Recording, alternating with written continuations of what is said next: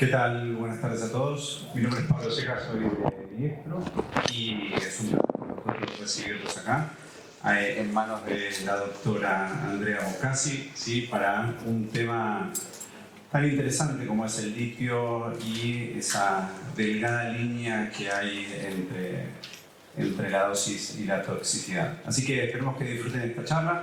Agradecemos a todos por haber venido y nada, los dejo en manos de la doctora Andrea Boccasi. Gracias, Pablo, por la presentación. Hola, buenos días a todos, buenas tardes. Bueno, como dijo Pablo, soy Andrea Boccasi, soy la jefa del laboratorio central de la sección bioquímica del Hospital Muñiz y soy la secretaria del capítulo bioquímico de la Sociedad Argentina de Terapia Intensiva. Después de esta charla quisiera que el litio quede dentro del top 5 de los iones, porque es un ion medio olvidado y sin embargo después de esta disertación se van a dar cuenta lo importante que es el rol del bioquímico en el control y en esa delgada línea que existe entre la dosis y la toxicidad.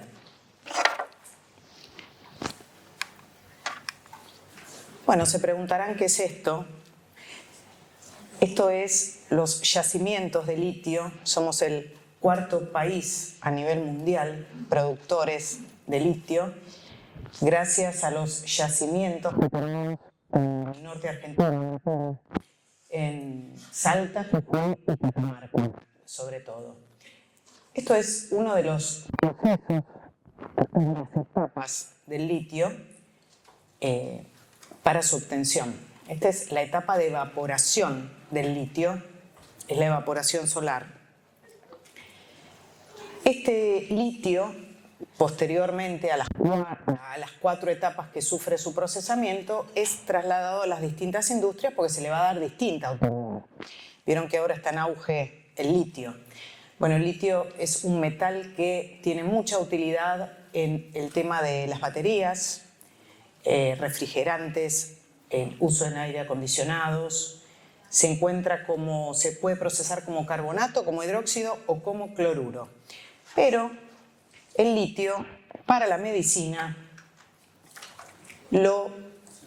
se transforma en carbonato de litio.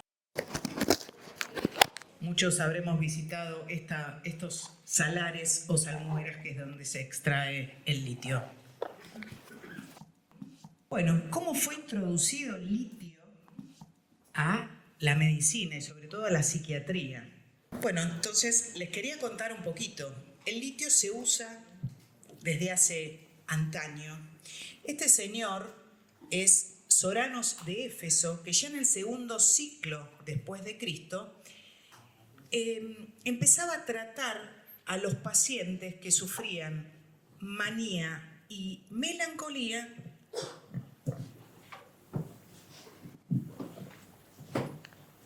diciendo que fueran a las cascadas de agua mineral. Él desconocía cuál era el contenido de esas aguas y cuál era el mecanismo por el cual le otorgaba beneficios a esta gente que padecía estos trastornos. Pero la gente se curaba, entonces él seguía mandándolos a estas termas. En 1817, el químico sueco, no me va a salir este nombre, lo practiqué y no me sale, es Arvidsson, descubre por primera vez, aísla el litio de minerales. Y este fachero, que es un médico francés, que es el doctor Charcot en Francia y y otro doctor en Gran Bretaña, empezaron a utilizar el litio, el carbonato de litio, en los pacientes que tenían gota. Y se llamó a estos pacientes, digamos, que le daban los ataques gotosos. Estos pacientes tenían ataque de gota y a su vez mal humor. Entonces, este señor se le ocurrió darle carbonato de litio y vio que el humor mejoraba. Se siguió utilizando el litio hasta que el doctor Lange, en Dinamarca, en el año 1895, dijo, bueno, si se probó en la gota, ¿por qué no lo voy a, y mejoró el humor, ¿por qué no lo voy a probar en pacientes que sufren depresión y las depresiones recurrentes? Y lo probó y le dio resultados buenos. Entonces, el señor John Cade, que es un psiquiatra, o era un psiquiatra australiano, en el año 1949 fue el primero que llevó a cabo un estudio aleatorio y a doble ciego con pacientes que sufrían este tipo de trastornos, de depresión y de melancolía. Y también obtuvo resultados positivos. ¿Pero qué pasó? En los años 40 en Estados Unidos se utilizó litio para aquellos pacientes cardiópatas que no podían consumir sodio. Entonces, como el litio tenía más o menos el mismo sabor, era fácil de conseguir y era barato, comenzaron a consumir litio en su dieta. Y muchos se intoxicaron. Y 3 fallecieron por ingesta de litio. Entonces, en Estados Unidos retiraron todos los productos que tenían litio, incluso el carbonato de litio para el tratamiento. Finalmente, después que este psiquiatra John Cade demuestra en su trabajo aleatorio y doble ciego, la FDA decide en 1970 aceptar y aprobar su uso como medicamento. Me pareció interesante contarles todo esto para saber cómo el litio se introduce en la medicina y sobre todo en el tratamiento del trastorno o desorden bipolar. Para eso se usa el carbonato de litio. Es una enfermedad mental cuyos síntomas típicos son episodios de manía y de depresión, que están separados por periodos de estabilidad emocional. En la actualidad, el litio forma parte del principio activo de numerosos medicamentos efectivos para el tratamiento, de numerosas sales, no de medicamentos, de numerosas sales, para el tratamiento del trastorno bipolar, de la reducción del riesgo de suicidio en el trastorno bipolar y del trastorno depresivo mayor.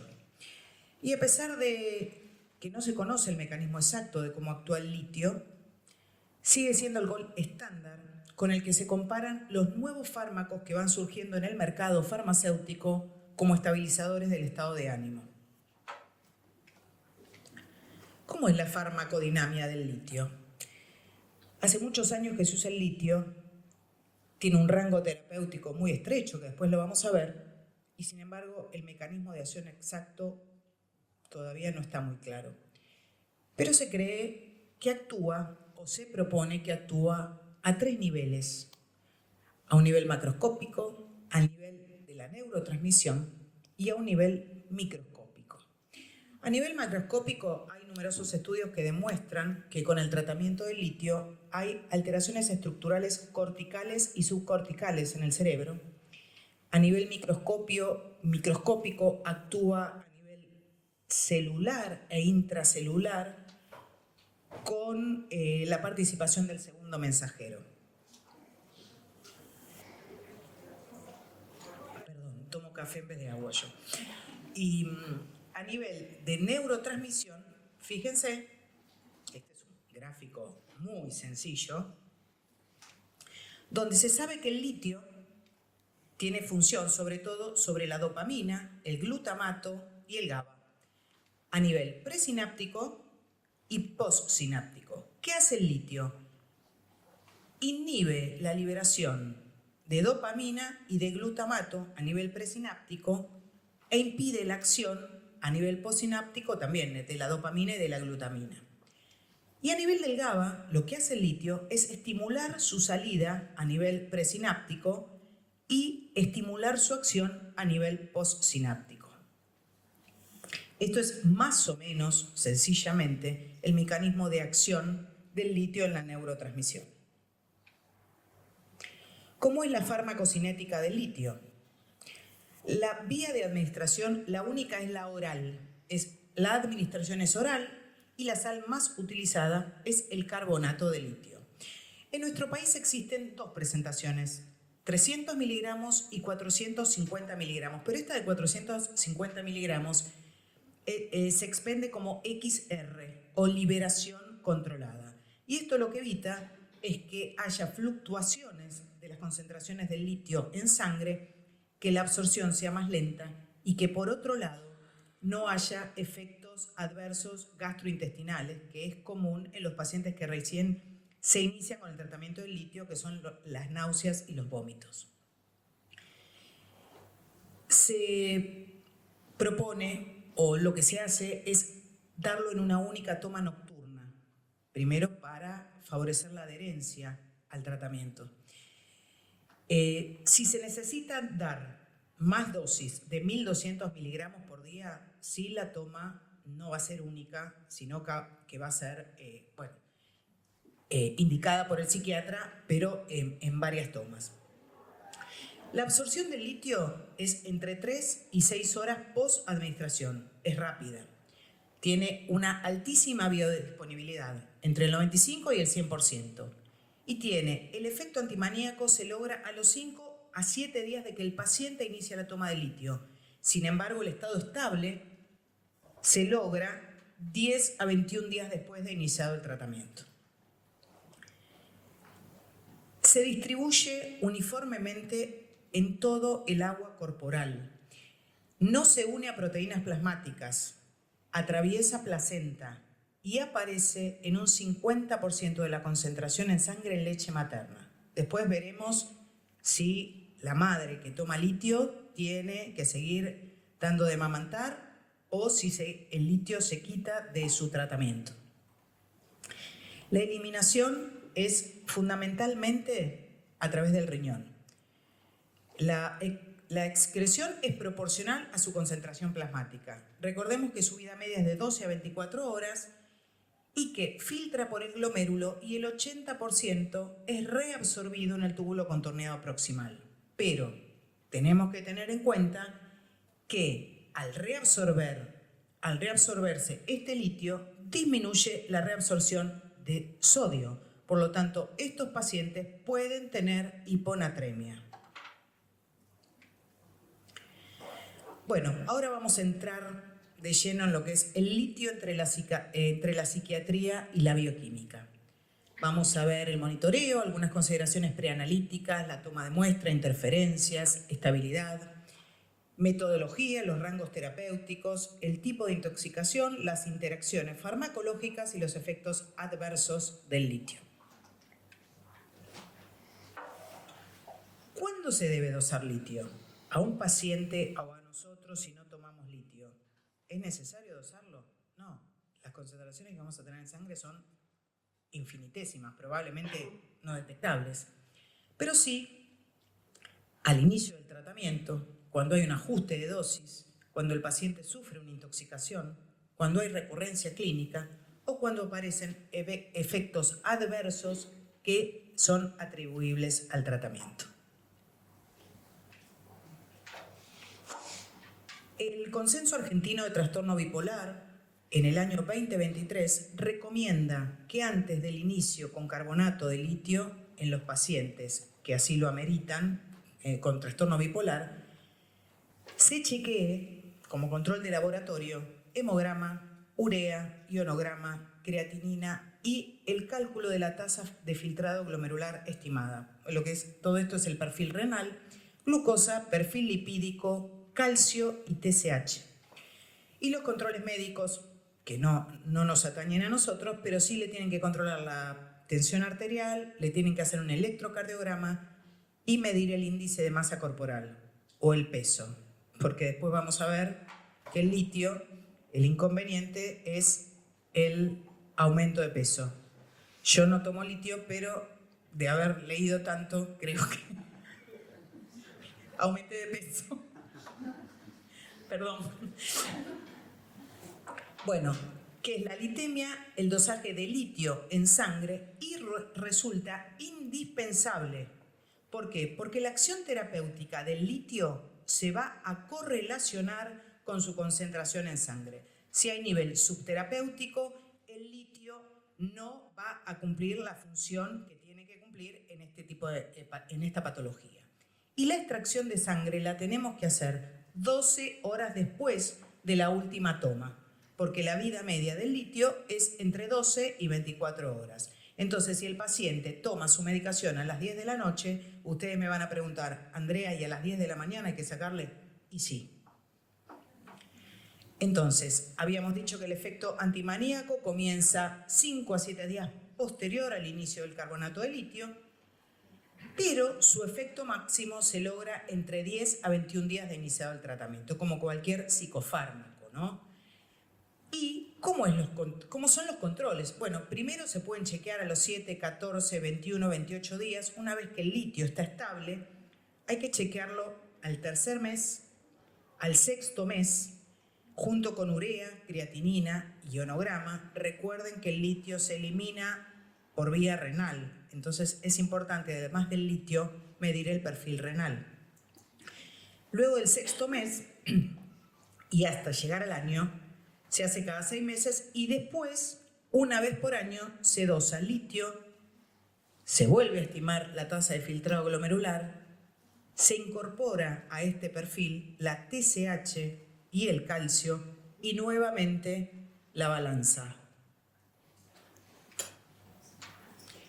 Con respecto a la población infantil, internacionalmente y el consenso de trastorno bipolar argentino recomiendan que sea para niños mayores de 12 años. No está aprobado para niños menores de esa edad. Entonces también sostienen que antes del inicio de terapia con litio se debe evaluar en el laboratorio un hemograma, un hepatograma, el iono, urea, creatinina y un perfil tiroideo, además de los controles médicos. La litemia en población infantil no escapa de la de adultos. La extracción se tiene que mantener 12 horas después de la última toma, pero ante un incremento de dosis se tiene que repetir a los 10 días y durante los primeros 6 meses de tratamiento, ¿se acuerdan que en los adultos lo chequeaban cada 3? Acá es cada 2 meses. Y hay que tener en cuenta que en estos niños puede haber, o adolescentes, puede haber presencia de infecciones, puede haber fiebre alta, puede haber gastroenterocolitis con presencia de diarrea, vómitos. Entonces ahí se modifica el volumen de agua corporal, puede haber deshidratación, ahí hay que chequear litio de nuevo. O en época de verano pueden hacer actividades físicas bajo el sol. Esta actividad intensa puede hacer que estos chicos pierdan líquidos y que también se deshidraten. Entonces hay que chequear litio y además los padres ya están muy bien amaestrados por los médicos tratantes de siempre hidratar a estos niños para la eventual toxicidad del litio. Toma de muestra, interferencias, vamos a ver todo eso ahora. Me pareció interesante traer un par de trabajos que encontré, que no hay muchos, de litio. Y ellos, esto es en India, compararon las concentraciones del litio tomando muestras paralelamente en tubos de vidrio y con tubos Vacutainer, tipo Vacutainer, que tenían un acelerador y estabilizador del coágulo. Bueno, obviamente esperaron que se formara el coágulo. En el tubo de vidrio fueron 40 minutos, en el tubo que tiene Vacutainer y acelerador fueron 20 minutos. Y lo sometieron a centrifugación, esto no lo escribí, se los cuento, 3.500 RPM durante 10 minutos, y lo que hicieron fue extraer la alícuota, el sobrenadante, y trabajar sobre ellos, paralelamente el suero obtenido por tubo de vidrio y el Vacutainer. Y lo que hicieron fue dosar el litio y conservarlo para hacer una posterior prueba. Entonces, ellos vieron que los tubos Vacutainer tenían partículas de sílice que se utilizan para acelerar la formación del coágulo y que además tenían como parte de surfactante de silicona que tienen estos tubos para evitar o minimizar que el glóbulo rojo se adhiera a la pared interna del tubo y que esto podría interferir en la química seca. Ellos usaron fotometría de reflectancia por el Vitrox, por química seca, y vieron que arrojaba valores falsamente disminuidos por interferencia de la sílica y que podía haber interferencia de restos de fibrina en aquellos autoanalizadores que no detecten coágulos. Yo creo que ya no existe un autoanalizador que no detecte coágulo. Entonces las recomendaciones para eliminar estas interferencias eran, recuerden que esto es India, usar primero tubo de vidrio y segundo Vacutainer. Yo creo que acá, por lo menos en Cava, no usamos más tubos de vidrio. No sé, en el interior sí usan. No. Por una cuestión de bioseguridad ya no se usa más. Estas muestras que habían sido separadas, el sobrenadante, separadas del plaquete globular, se conservaron en la heladera y lo que hicieron fue dosarlas a las 24 y a las 48 horas posteriores a la toma de muestra. Y cuando fueron comparadas con el litio basal, no hubo diferencia significativa en los valores. O sea, que concluyen que el litio, el suero separado del paquete globular, podemos guardarlo en la heladera entre 2 y 8 grados para su posterior largada. Otro estudio, también en India, pero en el año 2018, hizo lo mismo, pero además le adosó un tubo con heparina de sodio. Y vio que en la potenciometría directa las partículas de sílice podían arrojar valores falsamente elevados de litio. Y ellos recomendaban usar primero vidrio, olvídense acá, vidrio no. Segundo, el tubo de plasma heparina y descartar el Vacutainer. O sea que vamos por el tubo de heparina, que incluso tenemos el beneficio que obtenemos el plasma mucho más rápido que el suero. Acá está la comparación que también hicieron a las 12, 24 y 48 horas. Fíjense que con el plasma litio a las 48 horas cayó un 64%. Pero, a ver, el litio es, si bien en algunos hospitales puede ser un analito de emergencia, no vamos a dejar 48 horas el litio para dosarlo y decirle al médico, mirá, está en rango de toxicidad. Y el plasma y el tubo con el activador un 61%, pero ya a las 24 horas cayó un 83%. Entonces, la conclusión es desestimar el tubo que tiene activador de coágulo y mandarnos con el tubo de plasma, sodio. Ojo, plasma sodio, no van a usar plasma litio, no vamos a usar oxalato porque quela el litio también. ¿Qué metodología hay disponible? ¿Voy bien con el tiempo o sí?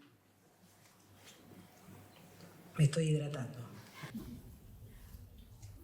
Bien, tenemos espectrometría de emisión atómica, sensible y específica, pero es usada para laboratorios de referencia. Fotometría de llama, nuestro viejo amigo con el cual hacíamos los ionogramas cuando yo era chiquita. Es un método clásico, fue ampliamente utilizado, pero elevadas concentraciones de sodio y de potasio pueden causar interferencia iónica. La espectrometría de absorción atómica es precisa, confiable, pero tiene como un delay para el resultado. Hay técnicas mucho más rápidas para utilizar, como por ejemplo el método colorimétrico, donde el litio reacciona con un compuesto de porfirina a pH alcalino y se forma un complejo coloreado cuya intensidad de color es directamente proporcional a la concentración de litio en sangre. Ventaja: la automatización. Desventaja: y altos niveles de bilirrubina y de lipemia pueden interferir en la lectura espectrofotométrica. Y otro tema es la estabilidad on-board de los reactivos. ¿Cuántas determinaciones trae el reactivo de litio colorimétrico? Trae 100 determinaciones y yo tengo una población a la que tengo, no sé, 5 litios por mes. el reactivo se me va a caducar on board. Si el reactivo trae 500, peor. Entonces, a tener en cuenta esto. El método enzimático se utiliza una enzima, una fosfatasa sensible al litio que convierte un sustrato, que es el PAP, a hipoxantina y hay una reacción acoplada que produce peróxido de hidrógeno. Los que son tan jóvenes como yo se van a acordar de la reacción de Trinder, donde también se forma un complejo coloreado, pero acá es inversamente proporcional a la concentración de litio en la muestra. La ventaja también es la automatización y la desventaja lo mismo. ¿Cuántas determinaciones tiene el equipo de litio que yo pueda usar en la población que yo asisto para justificar la compra de un reactivo enzimático o colorimétrico para tener on board y que se caduque? Y bueno, esto nos convocó el método ICE. El método ICE sabemos que mide la actividad de un ion frente a una solución de referencia y que después lo convierte en potencial eléctrico, que es directamente proporcional a la concentración del litio en la muestra. ¿Cuál es la ventaja? Detecta bajas concentraciones de litio. Es rápido, es simple y no tengo el tema de que si vienen 500 determinaciones en un pack, se me caduque. O sea, lo tengo disponible. Le piden, no sé, TGO, TGP, litio. Listo, me voy al aparato iono, hago el litio y el resto lo hago en el autoanalizador. El rango terapéutico, la delgada línea entre la toxicidad y la efectividad del litio. ¿Cuál es el rango reportado por la mayoría de los laboratorios? ¿Alguien dosa litio acá? ¿Es esta el rango de referencia que tienen? Sí. Sí. Bueno, este es un trabajo de Canadá, ¿sí?, donde estratificaron el litio de acuerdo a la edad de los pacientes. Entonces, es entre la concientización y el plan de acción de informar o de cambiar el rango de acuerdo a las edades. Fíjense, yo veo mejor de acá, de la computadora. La población entre 14 y 18 años tiene un litio aproximado, podemos decir ahí, 0,8, lo mismo que entre 19 y 59 años. Fíjense cómo desciende en la edad 60 a 79. A 0,6 más o menos, a ojo de buen cubero más o menos. Y fíjense mayores de 80, 0,5. Yo por ahora estoy entre... Puedo con el rango de referencia que tenemos. Esto fue un estudio retrospectivo. Lo que hicieron es ver historias clínicas. Dejaron afuera a los pacientes que estaban en terapia intensiva, las mujeres que habían dado a luz, los pacientes que no estaban estables con su tratamiento y se quedaron con 504 historias clínicas de pacientes clínicamente estables con trastorno bipolar bajo tratamiento con carbonato de litio. De acá surge este estudio. Entonces la pregunta que nos tenemos que hacer, ¿debe ser el mismo rango para todas las edades? En este trabajo es un grupo de trabajo de adultos mayores de la Sociedad Internacional para el Trastorno Bipolar, que fue convocado un médico argentino muy conocido, el doctor Facundo Manes, a trabajar en este consenso. Y ellos recomiendan estratificar el rango terapéutico de litio para adultos mayores con trastorno bipolar, fíjense, de 0,4 a 0,8 para un rango etario entre 60 y 79 años y de 0,4 a 0,7 para mayores de 80 años. ¿Por qué? Porque el litio, yo les conté, que se elimina por riñón. Y a medida que avanzamos en edad, hay una senescencia de las nefronas a nivel del glomérulo. Entonces el filtrado glomerular cae fisiológicamente. También puede haber una caída patológica, ¿no? del filtrado glomerular. Por otro lado, los pacientes mayores de 60 años seguramente tienen otra comorbilidad médica, además del trastorno bipolar. Pueden ser hipertensos, pueden ser diabéticos y seguramente toman otra medicación, como antiinflamatorios no esteroideos, como inhibidores de la enzima convertidora de angiotensina o diuréticos. Y todo esto ahora vamos a ver más adelante que interacciona con el litio. Este grupo de trabajo propone que bajar este rango aumenta la posibilidad de detectar eventos adversos en esta población adulta, sobre todo neurotoxicidad.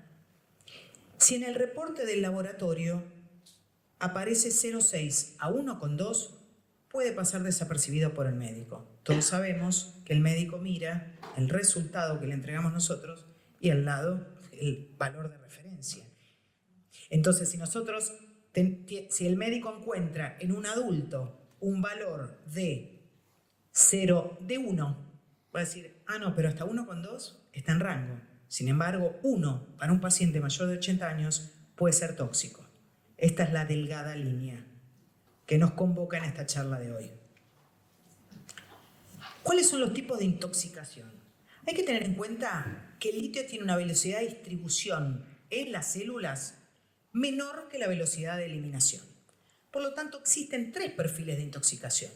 Una intoxicación aguda, esto en general se da en pacientes que recién se inician con la terapia con litio, que desconocen, entonces ingieren una sobredosis. ¿Qué va a pasar? Van a tener poca sintomatología cuando vienen a la guardia, pero cuando le hacemos el dosaje de litio es alto. ¿Por qué? Porque el litio tarda crónicamente días en ingresar a la célula, porque tiene un volumen de distribución lento. El otro tipo de intoxicación es aguda sobre crónica. Es decir, este paciente ya viene hace rato tomando litio y voluntariamente, se quiere sobredosificarse, digámosle delicadamente. Entonces, en este contexto se va a necesitar menor cantidad de litio para generar neurotoxicidad. Y la crónica, la ingesta de litio excede la eliminación. Entonces, este es el tipo de intoxicación de mayor riesgo neurotóxico, la intoxicación crónica. Un paciente que viene desde hace tiempo, mucho tiempo, años, tomando litio y ingiere una sobredosis, por ejemplo. Entonces, la intoxicación aguda es la de mejor pronóstico porque no genera acumulación. Y el tratamiento, rápidamente, es la decontaminación digestiva con un lavado gástrico, siempre y cuando el paciente no lleve más de 2 horas de ingerida la medicación. Aguda sobre crónica, que está ahí, entre una y otra, y la crónica es la de peor pronóstico, porque el litio se acumula en el sistema nervioso central y es muy difícil, tarda mucho en detoxificarse. Entonces, en este caso, se requiere la internación de paciente con la evaluación nefrológica urgente para evaluar una posible diálisis. ¿Cómo es la presentación clínica en una intoxicación? No hay relación directa entre los niveles de litio y los síntomas. Eso tenemos que tenerlo grabado en la cabeza. Un paciente que tiene 3 de litio, que está fuera de rango, no tiene por qué tener síntomas, ¿sí? Y un paciente que tiene síntomas quizás no tiene 3 de litio. Entonces, manifestaciones hay muchas, pero las que predominan sobre todo son las manifestaciones neuropsiquiátricas. Las manifestaciones del sistema nervioso central pueden fluctuar entre una confusión hasta un coma. Los síntomas gastrointestinales, les dije que ocurren cuando el paciente inicia el tratamiento con litio, con vómitos, náuseas, irritación gástrica, pero el médico tiene que alertar que esto va a ocurrir y que no lo suspenda. No son graves estos síntomas. Alteraciones cardiológicas y alteraciones renales. Hay poliuria y polidipsia, y como el litio se elimina por riñón, se van a ir soñando con la eliminación del litio por riñón, esto puede traer consecuencias graves. Entonces, los síntomas suelen aparecer entre 2 y 4 horas posterior a la administración. Los síntomas, no la litemia. En estas primeras horas es improbable que la litemia refleje la severidad del cuadro, pero es fundamental que el paciente quede en observaciones y que la litemia se chequee sucesivamente. ¿Cuáles son las principales interacciones con litio? La monoterapia con litio, hace más de 60 años que se usa el carbonato de litio para el trastorno bipolar. Es efectiva y segura siempre que se use como monoterapia. Pero ¿qué pasa? No siempre se presenta esta situación y generalmente o a veces cuando hay una depresión, digamos, que no responde, se asocian psicofármacos, como por ejemplo el topiramato. El topiramato es un estabilizador del ánimo y puede ser tóxico cuando se combina con litio. Se supone porque el clearance del topiramato está disminuido. Muchas veces el litio se asocia con haloperidol. El haloperidol es un antipsicótico y esto provoca alteraciones neuromusculares. Hay un síndrome que se llama síndrome de litio neuromuscular, que es bastante grave y que es el temor de asociar el litio con el haloperidol y el litio con los antidepresivos. Pero hay otros medicamentos, los antiinflamatorios no esteroides, que ustedes saben que, ay, me duele la cabeza, voy a tomar un ibuprofeno, por ejemplo. Los pacientes que están bajo terapia con litio están muy bien educados para que no tomen ninguna medicación si no es indicada por su psiquiatra. El litio y los diuréticos, la hidroclorotiazina es otra enemiga del litio, los antihipertensivos, los antiasmáticos como la teofilina y el metronidazol. Entonces, en estos casos hay que hacer controles más estrictos del litio. Hay factores fisiológicos y hay factores dietarios que pueden influir en el litio. Fíjense, los cambios en el medio interno. En la gente añosa que se deshidrata o que tiene fiebre alta por alguna infección, puede variar el litio en sangre. Por ejemplo, la deshidratación, que aumenta los niveles de litio. Y dietarios. Está comprobado que el abuso del consumo de alcohol aumenta el litio. Que las dietas hiposódicas, que ya les conté, los cardiópatas que reemplazaron el cloruro de sodio por el cloruro de litio, puede traer un aumento del litio en sangre. Y el consumo de cafeína disminuye la concentración de litemia. Efectos adversos del litio. Dentro del rango terapéutico, estoy hablando cuando se da el litio, está en rango, tiene efectos adversos igualmente. Gastrointestinales, náuseas, no voy a detenerme, temblores, pero sí voy a detenerme en esto, en los renales. Hay un 20 a un 80% de incidencia de diabetes insípida nefrogénica. Se supone que los túbulos contorneados distales son insensibles a la hormona antidiurética en los pacientes con tratamiento con litio. Entonces estos pacientes tienen polidipsia, tienen una orina diluida, ¿sí? El riñón es incapaz de concentrar la orina, tienen orinas con una osmolaridad urinaria menor a 300 y tienen poliuria con una excreción de orina diaria mayor a 3 litros por día. Por eso hago hincapié que en el control del laboratorio siempre tiene que aparecer el perfil renal y la tasa de filtrado glomerular estimada.